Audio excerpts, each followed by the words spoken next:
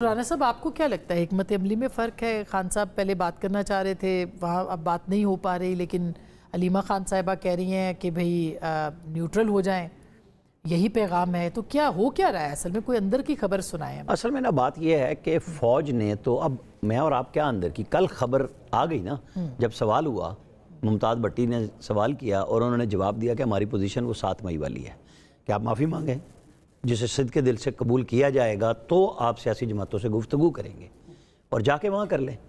یہ دونوں چیزیں نہیں مان رہے۔ اچھا، جو شعیب شاہین صاحب کہہ رہے ہیں بنگلہ دیش میں جو کچھ ہو رہا ہے، جو آپ اور ہم بات کر رہے ہیں، بنگلہ دیش کے لوگ اس جس میں وینٹیلیشن ختم ہو چکی ہوئی تھی، وہاں پہ کوئی ٹاک شو نہیں تھا، وہاں پہ کوئی سوشل میڈیا بالکل نہیں تھا، وہاں پہ ہر جو مخالف تھا وہ جیل میں تھا یا پھانسیوں پہ تھا۔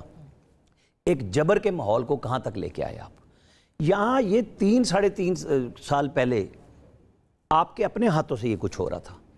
میں اے سی اترواؤں گا، میں تمہیں اندر کروں گا، میں باپ کو بیٹی کے سامنے پکڑوں گا، میں بہن کے سامنے بھائی کو اٹھاؤں گا، میں بھائی کے سامنے اس کی بہن کو آصف زرداری کی چاند رات پہ جیل میں لے جاؤں گا۔ غصہ ہی نہیں ختم ہو رہا تھا۔ آپ کیا کرنے جا رہے تھے؟ آپ یہی کچھ کر رہے تھے۔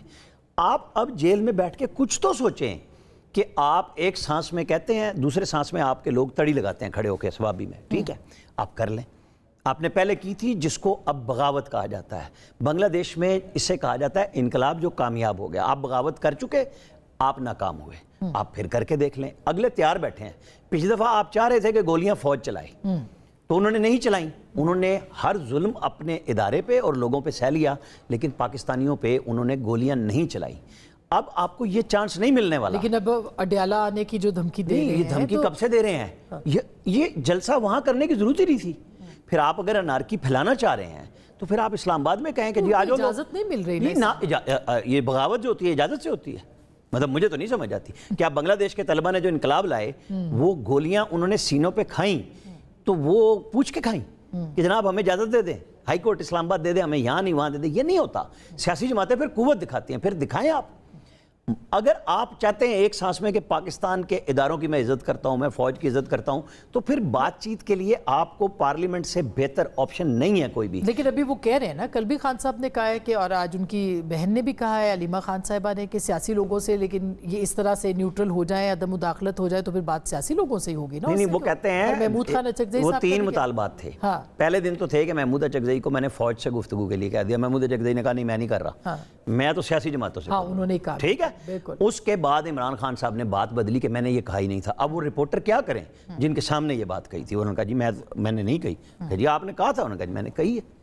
اچھا جی اب آگے چلیں، میں اب نیوٹرل بھی نہیں کہتا کیونکہ نیوٹرل کو جانور کہہ چکے تھے۔ آپ غیر سیاسی ہو جائیں لیکن مجھ سے بات کر لیں اور مجھے میرا مینڈیٹ واپس کر دیں۔ یہ تبدیلی کیوں آئی آپ؟ یہ تبدیلی اس لیے ہے کہ سمجھ نہیں آ رہی ہے۔ وہ اپنے ہر آدمی پہ شک کرتے ہیں جو ان سے مل رہے ہیں۔ ہر روز آپ دیکھیں نا کہ with in the P T I کیا ہو رہا ہے۔ میں تو چاہتا ہوں کہ ایک مقبول لیڈر جو عمران خان ہے وہ راستہ بنائے سیاست کے لیے، اپنی اس سیاست کو بنائے تاکہ ان سب کو آگے لگائے کہ بھئی یہ میری مقبولیت ہے اور میں دوبارہ الیکشن میں جاؤں گا، میں ویٹ کرتا ہوں۔ لیکن سیاسی لوگوں سے کیوں نہیں ہو سکتا ویسے شعیب صاحب؟ کیوں وہ میاں صاحب سے یا زرداری صاحب کے ساتھ وہ بیٹھ کے بات نہیں کر سکتے؟ یہ تو کٹ پتلی ہیں۔ میں نے آپ کو ایک مثال دی، کہہ رہے ہیں فارم 47 کی یہ جو پیداوار بیٹھے ہوئے ہیں، یہ کہہ رہے ہیں کہ ہم نہیں اے پی سی بلا رہے ہیں۔ ہم نے کہا جی بسم اللہ ہم آ رہے ہیں۔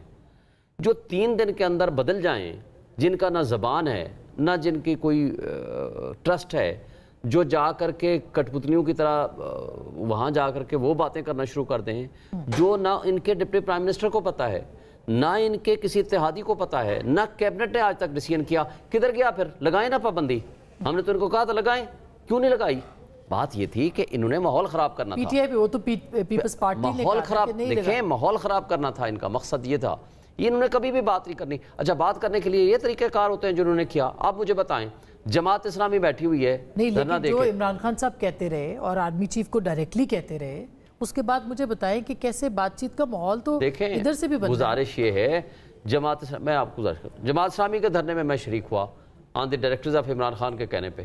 میں جاتا ہوں وہاں 50 پولیس والے مجھے گرفتار کرنے پہنچتے ہیں۔ جو دھرنے والے بیٹھے ہیں وہ قانونی بیٹھے ہیں، ہم وہاں تقریر کرنے، یکجہتی کا اظہار کرنے پہنچتے ہیں تو ہم غیر قانونی ہو گئے ہیں۔ مجھے بتائیں، یہ پاکستان میں آئین اور قانون کی بالادستی کی بات ہے؟ کیا پاکستان کو انقلاب آپ کے خیال میں کیسے آئے گا؟ دیکھیں انقلاب آ چکا ہے کسی بھی تہذیب یافتہ جمہوری ملک میں انقلاب کا طریقہ ہوتا ہے ووٹ اٹھائیں قسم عفنان صاحب کے جو بندے اوپر بیٹھے ہوئے ہیں پارلیمنٹ میں یہ اسلام آباد کی سیٹیں آپ کے سامنے ہیں یہ جیتے ہوئے ہیں تو اس کا مطلب 50,000 لاکھ ووٹوں سے ہارے ہوئے لوگ ہیں اس کا تو مطلب یہ کہ 5 سال انتظار کیا جائے نا کیوں انتظار کریں بھائی ہم جیتے ہوئے ہیں ہمارا حق ہے اچھا ٹریبونل کو یہ نہیں چلنے دے رہے سپریم کورٹ میں پٹیشن وہ نہیں لگنے دے رہے اور ہمارے بنیادی انسانی حقوق کہا جا رہا ہے بہت ساری باتیں کہ بھئی وہاں سفوکیشن تھی آج جو کچھ پنجاب اور اسلام آباد میں ہو رہا ہے 7 پرچے دہشت گردی کے میں بھگت رہا ہوں اسلام آباد میں کیا آپ 50 بندے کے ساتھ باہر نکلے پرچے ایف آئی آر آپ اس ملک کو آئینی اور قانونی کہتے ہیں آپ اس ملک میں نہ جہاں آپ کو جلسے کی اجازت ہے نہ جلوس کی اجازت ہے نہ احتجاج کی اجازت ہے نہ بات کرنے کی اجازت ہے 26 ہمارے سوشل میڈیا ایکٹیوسٹ آپ نے اٹھائے ہوئے ہیں اگر کسی نے غلط کیا ہے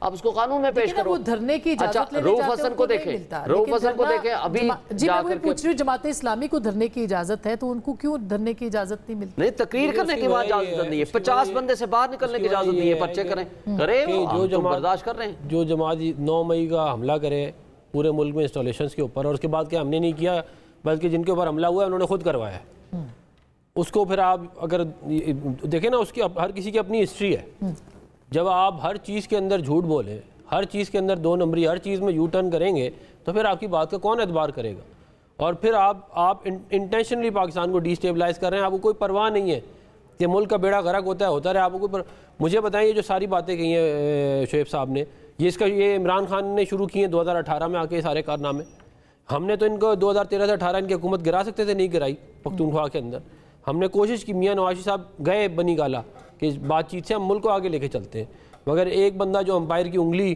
پہ یقین رکھتا ہو جو آر ٹی ایس بٹھانے پہ یقین رکھتا ہو جو ثاقب نثار اور باقی کھوسا اور باقی ججوں کو ملا کے جو ہے وہ پولیٹیکل پرسیکیوشن کرے اپنے اوپوننٹس کی پھر ان کے لوگ ٹی وی پہ آگے بیٹھ کے بولتے تھے کہ 3 سے 4 ہزار بندوں کو پھانسی لگا دیں ملک ٹھیک ہو جائے گا یا آپ ریکارڈ کا حصہ آپ نکال کے دیکھ لیں تو آج آپ کے ساتھ ہے نا